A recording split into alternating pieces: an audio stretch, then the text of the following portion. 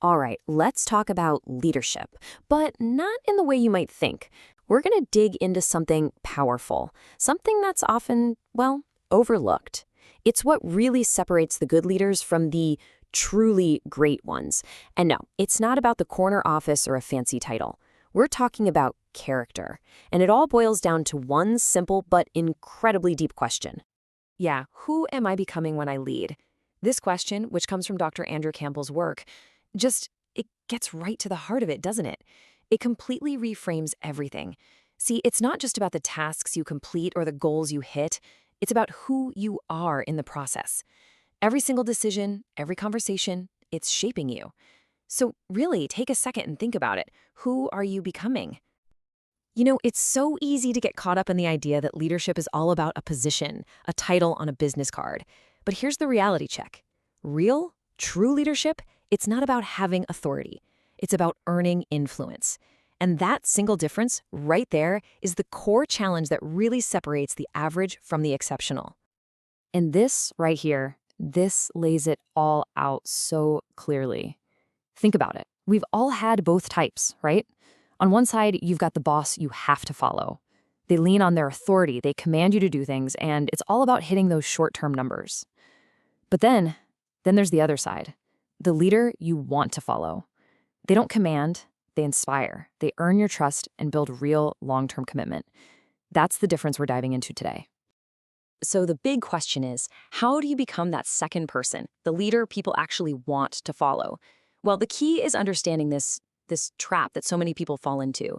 It's where you get hyper-focused on your skills, what you can do, while totally ignoring the foundation that all those skills are supposed to be built on. And this visual just nails it. Competency is your skill set, right? It's what you can do. But character is who you are. And look, you can be the most skilled, most competent person in the entire organization. But if that character piece is missing, it's like building a skyscraper on sand. It's just not going to last.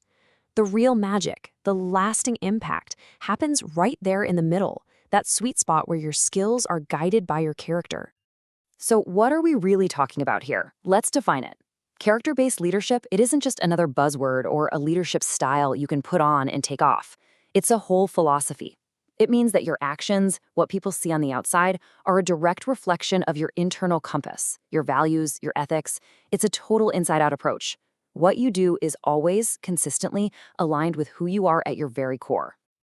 Okay, so that's the what. But the how is just as important. How do we actually build this kind of character? Well, luckily, it's not some big mystery. It breaks down into a really practical framework of 5 core traits. Think of these as the backbone of a leader's character. Yup, there are 5 of them. We're going to break down what I like to call the Fab 5 of leadership character. And the best part? These are all things you can actively work on starting, right now.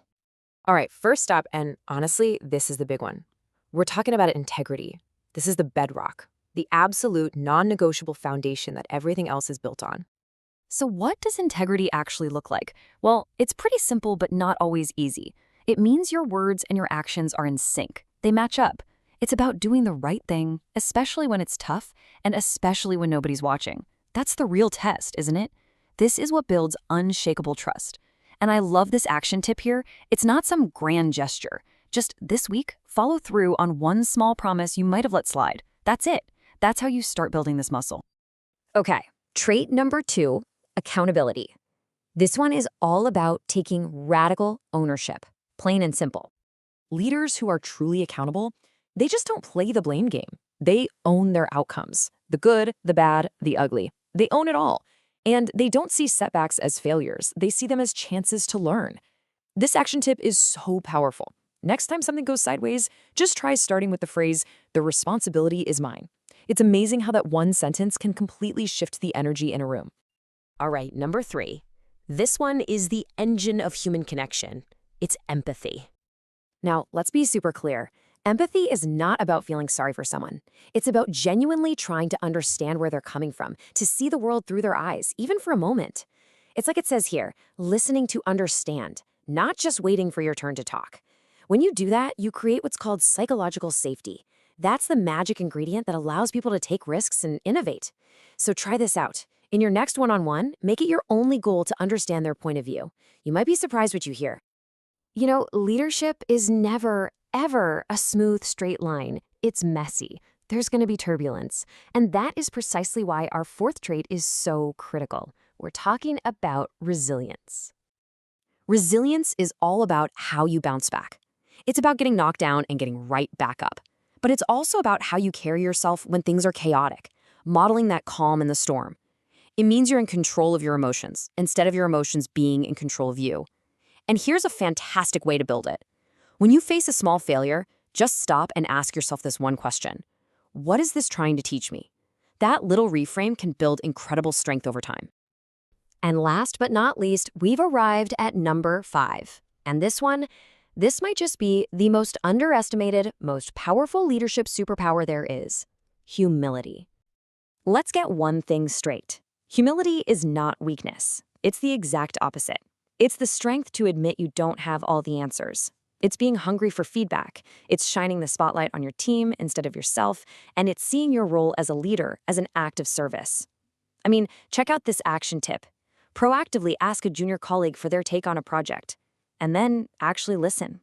It sends such a powerful message that you value every single voice on the team. Okay, so there you have it, the Fab Five: integrity, accountability, empathy, resilience, and humility. But just knowing the list isn't enough, right? The real magic happens when you put it into practice. So let's talk about how to turn this from theory into a daily workout. And I absolutely love this way of thinking about it. Character isn't some fixed trait you're born with. It's a muscle. And just like any other muscle, it gets stronger with reps. It's built through thousands of tiny, seemingly insignificant choices that you make every single day. So how do we get those reps in? Here are 3 incredibly simple habits you can start today. First, the moment of pause. Before you make a tough call, just take one deep breath. That tiny gap can be the difference between a knee-jerk reaction and a thoughtful response. Second, embrace the postmortem. When something goes wrong, fight that instinct to blame. Instead, lead a review focused on learning and own your piece of it. And third, I love this, schedule empathy checks. Literally put a reminder in your calendar to stop and ask, what might my team be feeling right now? And then, and this is key, act on it. Now, I know this might sound like a lot of extra work, but the payoff is huge. Because investing in your character isn't some fluffy, soft skill thing. It is a real, hard-nosed competitive advantage. And this is why it matters. This is where the rubber really meets the road. When you lead with character, you earn a kind of trust and loyalty that you just can't buy. People don't stick around because they have to, they stay because they want to. You create that safe space where big ideas can be born. And your teams, they'll go the extra mile, not out of fear, but out of genuine respect. In the end, your impact, your legacy, it becomes about so much more than just hitting quarterly targets. So let's wrap up with this powerful idea. Whether you know it or not, as a leader, you are always teaching. Your team is watching. They're learning from every single thing you do. Your character is like the invisible curriculum of your leadership. So the question to leave you with is this: are you creating a lesson worth learning?